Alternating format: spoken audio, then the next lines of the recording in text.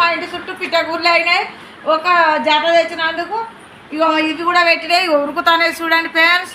చాలా బాగా పిట్టలకు దాన పోతాను, మంచిగా పెంచుతాను. నోరు లేని పక్షులను పెంచితే పుణ్యం అని మేము అన్ని